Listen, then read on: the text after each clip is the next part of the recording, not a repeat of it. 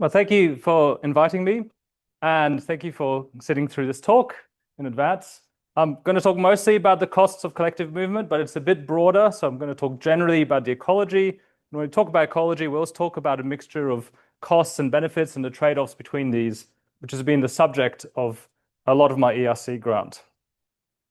So I'm generally interested in social behavior. I'm interested in social behavior because it's so fundamentally important. It's important to our mental health and our well-being, but also because social behavior changes all the rules of ecology. It creates an interface between individuals and their environment. And while many animals live in groups, many animals are social, and many people would study the evolution of these social behavior, the evolution of why animals should live in groups, I'm more interested in the consequences of this, consequences in terms of how individuals interact with their environment, but also how they solve new problems that arise once they form groups. So for example, animal groups have to coordinate their actions so that they're all doing the same sort of thing at the same time. And they have to maintain cohesion so that they can remain together over time. They have to reach consensus about what to do next so that they can make decisions and remain together and maintain cohesion. And they have to do all of this despite extensive within-group heterogeneity, despite differences in the preferences among individuals, in the needs, and the interactions and the positions of individuals within their group. So there's a pretty fundamental question, which is that once you do form a group, how do you then decide on where to go as a group? Now we can think about decision-making as occurring along a spectrum. At one end of the spectrum, we have unshared decision-making or despotic decision-making. This is where all individuals follow one leader, and one leader has all of the say over everyone in the group. At the other end of this spectrum, we have what we call shared decision-making or democratic decision-making. This is where all individuals can contribute to decisions. They don't all have to, but they have the opportunity to do so. Now, if you ask your friends, or if you think and you go, like if you ask not common people is a terrible way to say it, if you just ask people in the street or your parents or something like that, who do you think leads in animal groups? The most common answer you'll get is that people say that it's the dominant individuals that are the leaders. This is kind of the common consensus that we have in people. So they think it's something more like this, right? This is Hamadryas baboons, and Hamadryas baboons coerce the females and basically shove them and are aggressive towards them in order to sort of herd them in the direction that they want to go. But is this the common solution, or is this a rather rare one? Well, theory actually tells us that most groups should rather be at this end of the spectrum, because it doesn't make sense for one leader to always make all of the decisions, both because you don't get the benefits of collective intelligence, like we've heard a lot about today, but also because that individual's needs might not represent the needs of every group member. So if an individual in the group doesn't get to do what it wants to do, it might be better off leaving the group, and so it creates unstable groups. So why is this common idea of dominant individuals being the leaders? Well, one reason is because the first people who went out to study primates, to try and understand primate societies as a reflection of our own evolutionary past, did so mostly in the 1950s. And while some of them that went to the field were women, most of the professors were men. And what they did is they brought these 1950s ideas of human families and how human societies should operate and sort of projected them onto these animal societies.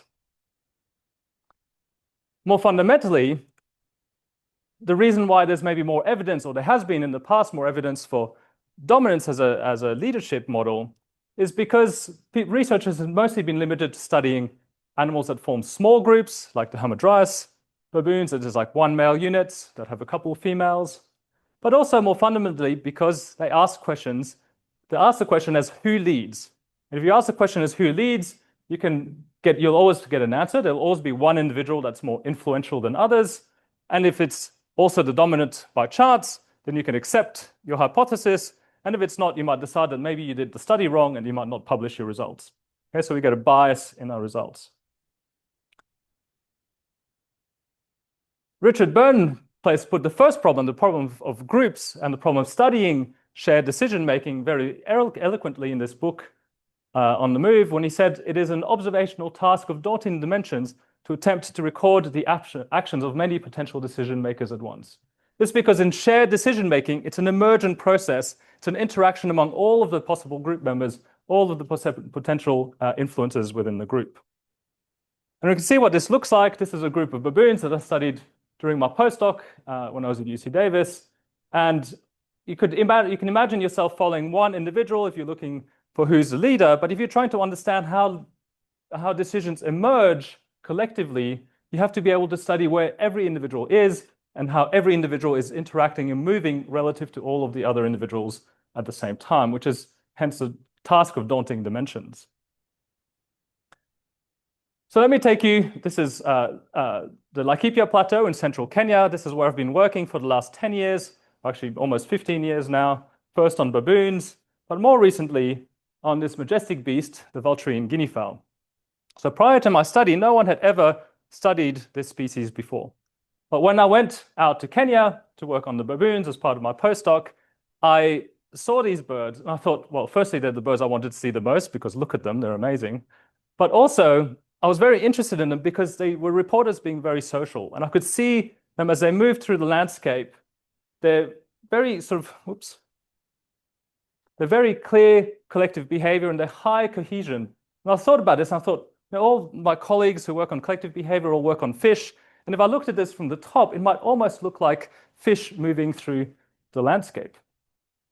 So I thought they might make a really good model for studying collective behavior. And so in 2016, I went out, figured out how to catch them. This is the very first bird that we ever caught. And since then, we've sort of refined our methods. And one good advantage of this system is that we can trap entire groups at once. We bait a trap, all the birds go in first thing in the morning, we shut the gate, and lo and behold, we have 60 birds forming an entire group. Another reason why I wanted to study these birds is because they were an ideal size for fitting biologgers. So this is a GPS tag, solar powered, fitted on the back of this bird. Because they're large, 1.8 kilos, they carry these tags very easily. And because Kenya has really good sun, they also collect a huge amount of data. I believe that about a quarter of all the GPS data that has ever been collected from animals has been collected from my study system in Kenya. And we could also fit GPS tags to entire groups at once. So this is a group of guinea fowl. Every point is one individual. And you can see that this group is moving in this general direction, but then they have a conflict of interest. They have a conflict about where to go next. And this video never goes quite to the end. And you can see at this point that this part of the group wants to continue in this original direction of travel, and this part wants to go down in this direction. And so I thought this would be an ideal sort of scenario to study these kinds of conflicts and how groups resolve the question about where to go next. And so theory gives us some pretty nice predictions. So this is a model published in 2005 that predicts how groups should move when, as a function of the difference in the angle between the directions. So think about these two directions, and you can look at the angle between those two directions. And it predicts what the direction the group should take as it moves and resolves this decision. So if the angle is small, so they pretty much want to go in the same direction, then the group should go in about the average of the two directions.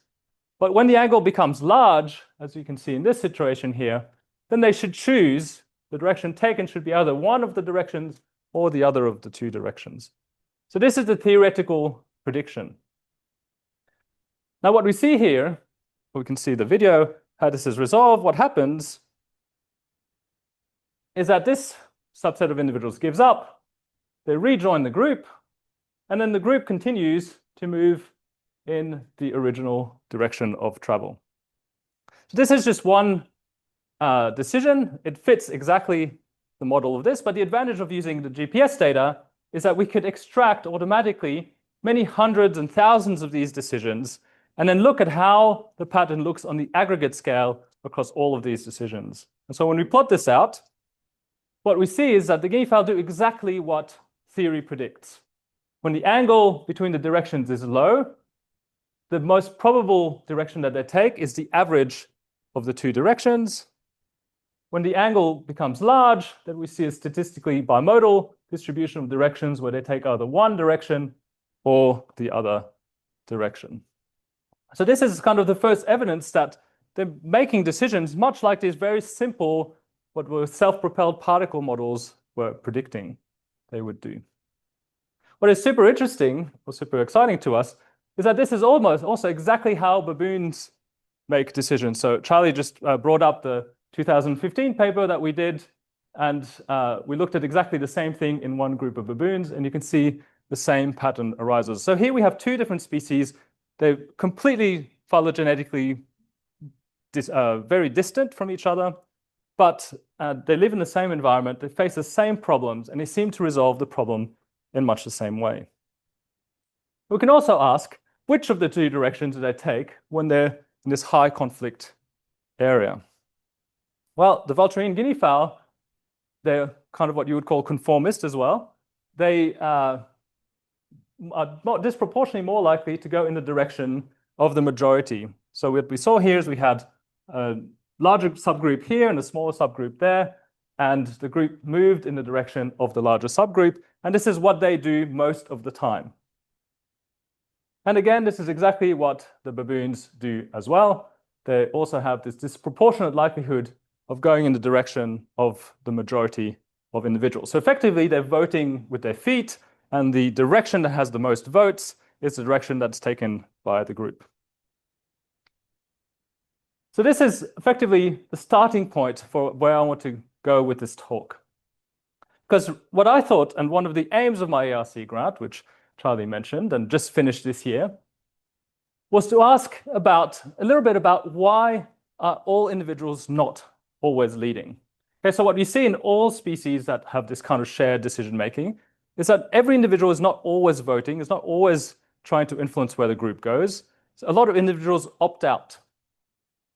So in this case, there weren't any, but you can imagine that there's some individuals that are kind of in the middle here and not really contributing. Sorry, I'm moving too much for the camera.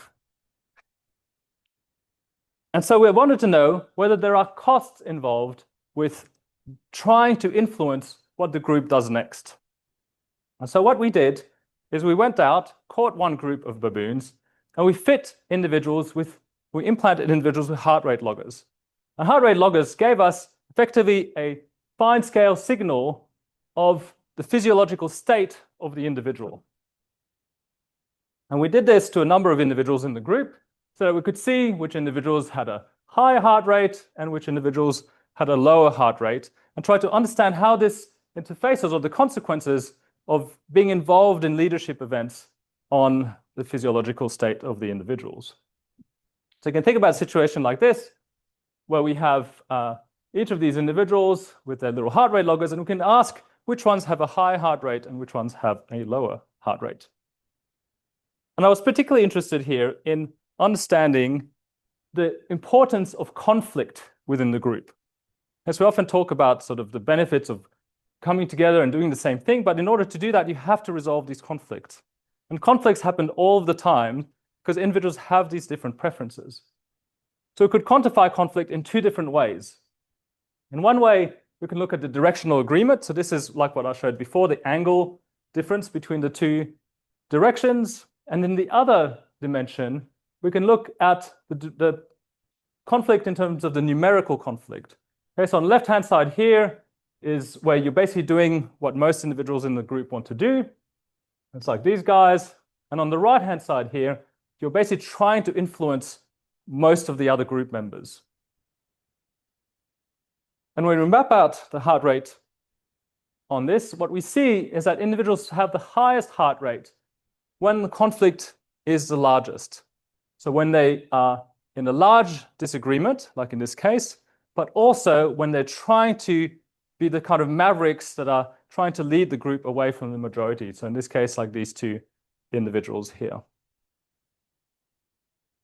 And so this suggests that this leadership actually can be beneficial because individuals can sort of influence the group to do what they want, but being involved in the leadership process can be costly. So a question arises, which is how often do individuals have to pay these costs? Well, how often does this kind of situation take place? Now, we work in a predator-rich environment where these groups of guinea fowl are faced with daily attacks against martial eagles. And if any of you know, this is a mobile phone picture, but this is the famous Laikipia black panther or black leopard, which lives also at my study site and predates birds in our population. So the question is, how often are birds facing these kinds of pressures, versus the kind of more social pressures that they face? Like imagine the predator is very stressful, is going to really get their heart rates going. So because we had multiple individuals with GPS tags, we could look at each individual with the heart rate loggers, we could look at each individual and identify when they had these spikes in heart rate, which suggests that something really triggered their physiological state. And we can then line them up against each other. And we can look at situations where we had a couple of individuals spiking at once, which might suggest a kind of social interaction or leadership event taking place.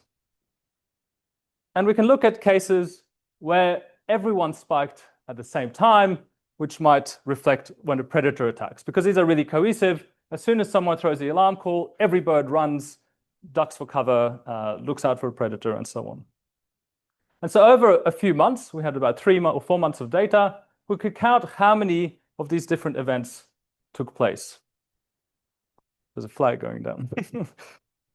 And what we found is that there are about 10 times or 20 times more of these social events, these asynchronous events taking place, than there were of these sort of predator-like events. Right? And so without trying to downplay the consequence of these predator-induced or environmentally induced events, just highlights the fact that while they pay a cost of this, they're also constantly paying these social costs from being in a group. They're paying these costs because of dominance interactions, because of the general stress of the social interactions that are taking place. Right, and so these social interactions, to give you a sort of momentary summary of where we're at, we show that this kind of leadership events are taking place and they make these shared decisions, but these shared decisions also come at a physiological cost. So to move on to the next stage, I want to sort of take you back to this landscape. And what I talked about is the dynamics of collective movement. But what about just the raw cost of moving? Because moving is also energetically costly. So as part of our project, as well as tagging entire groups, we also fit GPS tags to every individual in this local area. This is like a little subpopulation. So each of these colors is an individual group. And in each group, there's several birds that are tagged. And you can see that the groups overlap with one another. They come together. They move apart again. They're very dynamic. But the membership within each group is highly stable over time. And at night, these birds go back to communal roosts scattered around the landscape. And we collect data like this every single day. We have done for every single day since about mid-2016. And we found that these birds live in what we call a multi-level society. So this is a society where we have these groups. These groups are very stable, but the groups also have preferences and they join up and do things often with other groups. And I'll come back to the importance of this later in the talk. But before, I just want to give you a bit of context about the energetics of movement in this system. So when individuals are born into these groups, the males are philopatric. They stay in the group their whole lives. But all the females eventually have to leave the group and go and find a new group. Okay, so they have to disperse. So they do things like this. This is one female. This is the home range of her natal group up here in purple. And then over a period of about 5 days, she traversed the landscape looking for a new group, found this yellow group here, and settled into this yellow group and spent the rest of her life in that yellow group. And one of the questions we had was to understand what is the cost of dispersing across this landscape. And when we came at this question, we looked at the sort of Bible of dispersal. Right? This is this paper, Bonte et al. In 2012, I think, which is effectively the cost of dispersal. And Dries Bonte had this statement. We said that because the movement distances are larger during transfer than for other movements, that it should effectively pay a higher cost of movement. And I love these kinds of statements because this is a clear assumption that has never effectively been tested. The assumption is that moving twice as far should take twice the cost. And so we looked at this in a really neat sort of way. So we fit these GPS tags to juvenile subadult female guinea fowl and captured the dispersal. We captured 21 females dispersing. And vulture and guinea fowl are neat because they're also a model system for physiology. So people have put guinea fowl on treadmills. They've measured exactly the energy that they use as they move through the landscape. And what we found is this clear relationship between their speed and the cost of what we call the cost of transport, or the cost of moving a certain distance. Okay, and effectively, what happens is that humans and almost all animals have this decreasing cost curve. Okay, so the faster you go, the less it costs to cover a given distance. Now, the reason is, while you're spending more energy for any given moment in time, you're covering that distance so much faster that in the end you pay a lower total amount of energy. And so we become more efficient the faster we go. Another form of efficiency that we can achieve is also by moving in straighter lines. Okay, you can imagine that if you take a really tortuous movement through the landscape, you're going to pay a greater movement cost to cover a given distance. And so when we looked at the dispersal of vulturine guinea fowl, of these subadult females, what we found is that the females moved further. Okay, this is of course expected. Every day during dispersal, they moved about 30% further than they would have if they were in a natal group. And we did this by looking both at their natal group on the same days as when they moved, but also looking at their movements once they settled back in their future groups as well. But they also moved a lot faster, about a third faster, and they moved a lot straighter as well. And the ultimate consequence of this is that they could make these displacements at much lower cost, much higher efficiency. That they're about a quarter more efficient when they were moving during dispersal than when they were doing their normal daily ranging movements when they were in groups. And the upshot is that the daily cost of transport was only marginally higher during the dispersal phase than when they were just doing their normal daily behavior. So they could cover about a third further distance every day, but only with about a 4% increase in energy. So does moving twice as far cost twice the cost? No, it doesn't. And the reason is because they can employ a bunch of strategies that make them more efficient. So why have I been telling you all of this? Right, we're here at a collective movement. I want to give this as a background for what we eventually studied, which is the cost of moving as a group, the cost of collective movement. What we observe in guinea fowls, we observe that they often make very large movements. So in periods of scarcity, for example, this is a period, so this is the home range of all these groups. I'll come back to explain this slide a little bit later. But what we see, the take home here, is that they moved during this period this is about a week, and they moved way away. This is actually outside of the range of vulturine guinea fowl. They don't normally occur in this area, in search of resources, and then came back. So they make these very large movements when there's scarce resources. But as they're doing this, they're having to constantly face these conflicts of interest or opinions about where to go among the group members. Okay, and as we saw in the video here, this group was moving and then it eventually stopped, had to resolve the conflict, and then continued again. And these kinds of processes can incur some additional costs. For example, because the group takes longer to reach its decisions. So if we think back to these kind of movements, we look back at this energy curve here, and we can ask the question of whether, when we see these big collective movements by groups, whether these birds are able to achieve similar sorts of energy efficiency gains to what the individuals can when they're by themselves. And we can't. What we find is that groups are more efficient when they move than when they make these large displacements than when they don't make them, or when they're moving normally. but they don't come anywhere near the efficiency of what solitary individuals can. Okay, they're paying about 35% more energy to make the same displacements as what they would do if they were moving by themselves.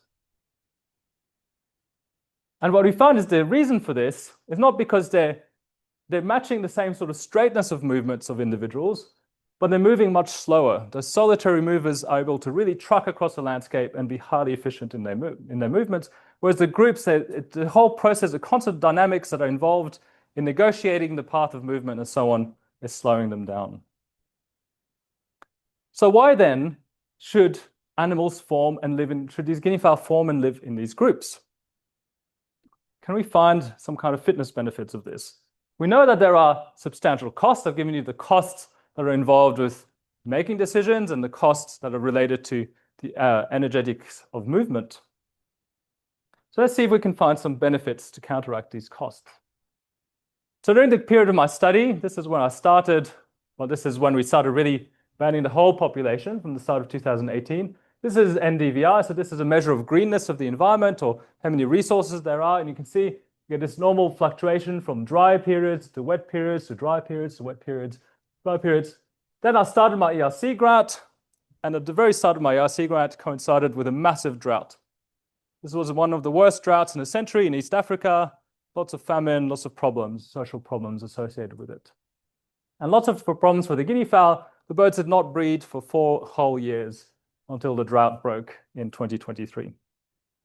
So the environment went from looking like this, which is a typical sort of nice wet season, rich fauna, lots of green, lots of food, to looking like this, where there was completely bare and pretty much no vegetation. So we're interested in understanding the dynamics of how these guinea fowl are dealing with these situations. And one way we could do this is we could use these biologgers, we could use these GPS tags, and we turned on the accelerometer. So within them, they have an accelerometer that tells you how the bird is moving. And this produces different signatures across 3 different axes of acceleration. And we can use that to classify the data into specific behaviors. So we can look at especially when they're like walking versus when they're pecking, so when they're foraging, and so on. And so we could extract the proportion of time that birds were spending foraging over the course of the day. And we could look at how that changed with resource scarcity. And what we found is that as NDVI went low, so as there were fewer resources in the environment, birds were spending much more of their day foraging, increasing their foraging effort. But over this period, they weren't able to compensate sufficiently for the need to forage or the lack of resources. And we also saw during this period that they lost body condition. Okay, so we're losing body weight. And one reason for this is because they face a really significant trade-off. Okay, their food is out in these open areas, which are called glades. But of course, during the drought, there's very little cover, and the sun is very hot, and they face a trade-off between foraging out in the open and risking too much heat exposure, right? And risking hypothermia. And we can see this from internal body temperature loggers. So this is the relationship between the exterior temperature, which we measured using these operative temperature loggers for a little model guinea fowl, and the internal body temperature of the guinea fowl themselves. And we can see that as the exterior temperature increases, their body temperature increases. So birds, they can sort of manage a change in body temperature much more than what humans can. But at some point, this increase stops and it starts to decrease again. And this is where birds are starting to do facultative management of their body temperature. Okay, so they're panting, they're sitting in the shade, and so on. So effectively, we can argue that at this point, they can't forage anymore. And up to this point, they're likely to be able to forage. And we find that as the drought got worse and resource scarcity increases, we also saw a high proportion of the day that was exceeding this kind of critical threshold. So they're having to forage harder. They also have less time in the day in order to achieve that. Right? So they're experiencing this massive trade-off between finding food to avoid starvation and foraging out in the open where they risk hypothermia. And so this trade-off translates to survival cost. Okay, so if we look at the monthly survival probability for males and females, and we look across a different period, different types of seasons, the wet seasons, when it's sort of still green but not wet, when it becomes dry, and then during the drought, we can see a significant drop in the survival taking place during the drought. What happens in this time, though, coincides with groups. I told you before about how they form these multi-level societies where groups join together, and we see an increase in the groups joining together so that the group size that individuals experience go from the normal sort of 15 to 90 individuals that they experience during normal conditions to often forming groups of 2, 3, even 400 strong during the droughts. And there's consequences of this as well. If we flip the survival and we ask about survival as a function of group size that they're experiencing in a given season, we can look at the survival during the sort of non-drought, and we see that there's not much of an effect of group size. But when we look during the drought period, we see that there's a huge effect of being in a larger group. It's only when they're forming the largest groups or in excess of their normal group sizes do they have a high survival. And otherwise, if they can't do that, then they have a low survival. Okay, so this kind of explains why they form these multi-level societies.